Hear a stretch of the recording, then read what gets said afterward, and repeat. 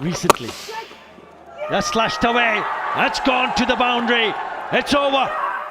পাকিস্তানের বিপক্ষে ঐতিহাসিক সিরিজ জিতে ভারতে যায় বাংলাদেশ দল। প্রত্যাশার পারদ স্বাভাবিকভাবেই ছিল বেশি, ক্রিকেটারদের ভেতরও ছিল তেমন প্রত্যয়।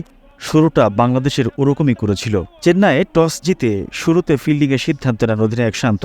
তার সিদ্ধান্তের যথার্থতা প্রমাণ করেন বোলাররা। ১৪৪ রানে ৬ উইকেট তুলে নেন ভারতের। কিন্তু এরপর রবিচন্দ্রন অশ্বিন ও রবীন্দ্র জাদেজা ১৯৯ রানের জুটি গড়েন। ভারত থামে ৩৭৬ রানে। Still unbeaten on no 50s for him. জবাবে ১৪৯ রানের প্রথম ইনিংস শেষ করে বাংলাদেশ। এরপর আরও ২৮৭ রান যোগ করে স্বাগতিকরা। বাংলাদেশ ম্যাচ হারে ২৮০ রানে।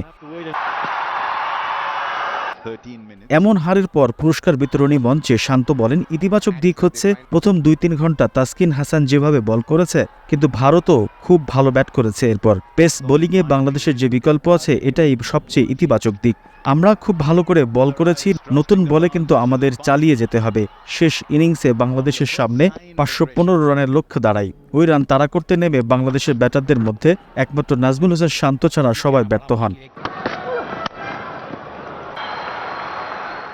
তার ৮২ রানের ইনিংসে ভর করে ২৩৪ রান করে Bangladesh.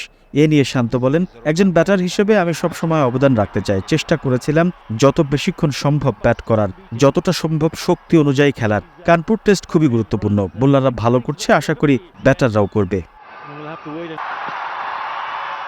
The news Bangladesh sports desk.